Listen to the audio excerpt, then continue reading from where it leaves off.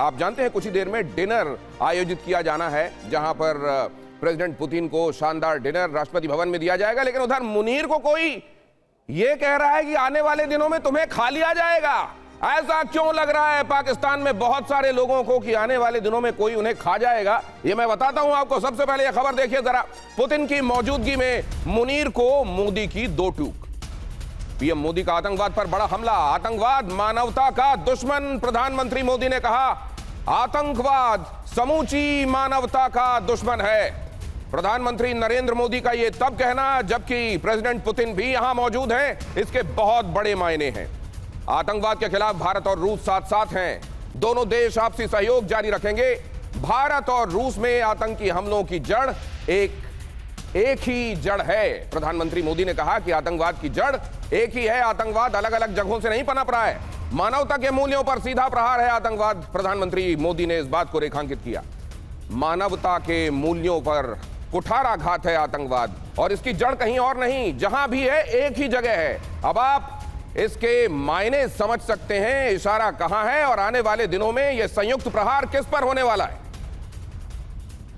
आतंकवाद के विरुद्ध लड़ाई में भारत और रूस ने लंबे समय से कंधे से कंधा मिलाकर सहयोग किया है।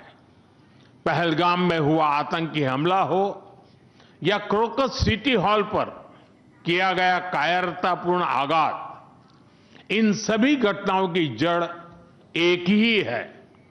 भारत का अटल विश्वास है कि आतंकवाद मानवता के मूल्यों पर सीधा प्रहार है और इसके विरुद्ध वैश्विक एकता ही हमारी सबसे बड़ी ताकत है। इसके विरुद्ध हमारी एकता ही ये मजबूती है। ये संदेश पूरी दुनिया के लिए है, लेकिन खास तौर से जिसके लिए है, आप जानते हैं वो मुल्क कौन सा है। हमारे साथ जुड़ने वाले खास मेहमान आज कहे गए इन शब्दों का मतलब आपको बताएंगे। लेफ्टिनेंट जनरल संजय कुलकर्णी मेरे साथ जुड़ रहे हैं। अशोक सज्जनहार साहब राजदूत रहे हैं भारत के कई देशों में, हमारे साथ हैं। दीपक वोरा साहब भी, एम्बेसडर दीपक वोरा हमारे साथ इस चर्चा का हिस्सा हैं। आरजू काज़मी जुड़ रही हैं पाकिस्तान से।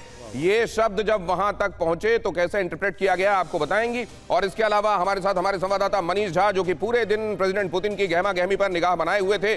कल जब से वो यहां लैंड हुए हैं तब से लेकर आज तक क्या क्या हुआ, क्या महत्वपूर्ण हुआ और खास तौर से भारत के लिए और विश्व के लिए इसके मायने क्या है, वो हमको बताएंगे। लेकिन सबसे पहले आतंकवाद की जड़ एक जगह है और मिलकर मुकाबला करना है, इस पर साथ में हमला होगा। संजय कुलकर्णी साहब, मीनिंग तो बहुत साफ है, लेकिन आप थोड़ा और साफ कर दीजिए। देखिए, आतंक का जो गढ़ है वो पाकिस्तान है और यही कारण है कि दोनों देश ने मिलकर के एक बात कही है कि आतंकवाद के साथ हम लड़ेंगे। सवाल ये है, आतंक का जो डेफिनेशन है वो अलग अलग है, लेकिन रूस और भारत का आतंक का डेफिनेशन एक ही है और दोनों ने मिल करके लड़ना है। अब सवाल ये है कि आतंक कहीं पर भी हो, आतंक का कोई मज़हब नहीं होता। आतंक आतंक है और आतंक के साथ हम सब ने मिल करके लड़ना है। ये बात रूस के राष्ट्रपति ने भी कही और भारत के प्रधानमंत्री ने भी यही बात कही। ये आतंक के बरखिलाफ हम लड़ेंगे, चाहे वो कहीं पर भी हो, और ये बहुत ज़रूरी है क्योंकि आतंक, जैसे मैंने कहा, कोई मज़हब नहीं होता। आतंक आतंक है और आतंक के साथ हम सब ने मिल करके लड़ना है। आतंक की कोई और पहचान नहीं सिवाय इसके कि वो मानवता का, इंसानियत का दुश्मन होता है। प्रगति शर्मा हमारी संवाददाता राष्ट्रपति भवन से हमको ज्वाइन कर रही हैं और साथ ही प्रीति रघुनंदन भी हमारे साथ जुड़ रही हैं राष्ट्रपति भवन में एक दूसरी जगह से, वो कवरेज दे रही हैं। सबसे पहले मैं आपके पास आ रहा हूं ये समझने के लिए, प्रगति की डिनर तो यहां होस्ट होना है, लेकिन पाकिस्तान में कुछ लोगों को लगने लगा है कि उन्हें खा लिया जाएगा आने वाले दिनों में। बिल्कुल दिनेश, और उसकी वजह यह है कि जिस तरीके से जॉइंट स्टेटमेंट सामने आ रहे हैं, जिस तरीके से एक के बाद एक मोहर लगती दिखाई दे रही है, ग्रीन सिग्नल मिल रहे हैं दोनों देशों की तरफ से, उससे साफ है डर तो पैदा होगा ही। फिर दोस्ती की जो अलग अलग चमकती तस्वीरें सामने आ रही हैं, उससे भी बौखला रहा है पाकिस्तान और उसका ही असर देखने को मिल रहा है। मैं लौटूं इस पर, लेकिन इससे पहले आपको तस्वीरें यहाँ की दिनेश में दिखाना चाहूंगी। बेहद ही खूबसूरत नजारा अभी से देखने को मिल रहा है। पूरी तैयारी कर ली गई है है और इन मैन मेड लाइट्स में रोशनी से सराबोर राष्ट्रपति भवन की ये तस्वीरें आपको दिखा रही हूं मैं। थोड़ी देर में यहां से काफिला आगे बढ़ता हुआ दिखाई देगा राष्ट्रपति व्लादिमीर पुतिन का, और जैसे ही वो यहां एंट्री करेंगे ट्राई सर्विस बैंड तैयार है पहले से, जो धुन बजाएंगे ना सिर्फ बॉलीवुड गानों की बल्कि रशियन सॉन्ग्स की भी उस तरीके से स्वागत किया जाएगा। फिर करीब 150 मेहमान वहां पर होने वाले हैं, तो कोशिश यही है कि जब मेहमान मौजूद रहेंगे, खास तौर पर पुतिन की बात करें, प्रेसिडेंट पुतिन के अलावा जो उनके साथ डेलीगेट्स पहुंचे हुए हैं, ऑफिशियल्स पहुंचे हुए हैं, उन्हें खुश करने के लिए फूड डिप्लोमेसी मुझे ये भी देखना है कि क्या मेरा जूता है जापानी भी आज उसकी धुन भी बजाई जाएगी क्या। और यहाँ प्रीति रघुनंदन भी हमारे साथ जुड़ रही हैं। प्रीति, वो लिस्ट भी आपके पास शायद पहुंची हो, कौन कौन वहां पहुंच रहा है, साथ में डिनर में और कौन कौन शामिल होगा, और क्या है जो उस हवाले से आप बता सकती हैं? दिनेश, देखिए, अमूमन इस तरह के स्टेट डिनर जब रात्रि भोज राष्ट्रपति की तरफ से, द्रौपदी मुर्मू जी की तरफ से आयोजित किए जाते हैं तो उसमें प्रोटोकॉल है कि प्रधानमंत्री मोदी रहते हैं, उपराष्ट्रपति रहते हैं और तीनों सेनाओं के अध्यक्ष रहते हैं, साथ ही कैबिनेट मिनिस्टर्स रहते हैं, स्टेट मिनिस्टर्स रहते हैं, और वो तमाम हुज हू नज़र आते हैं जो भारत की पहचान होते हैं। और इसके साथ साथ रूस के राष्ट्रपति व्लादिमीर पुतिन के साथ साथ उनका जो डेलीगेशन है उनके भी तमाम जो सदस्य हैं वो शामिल होंगे।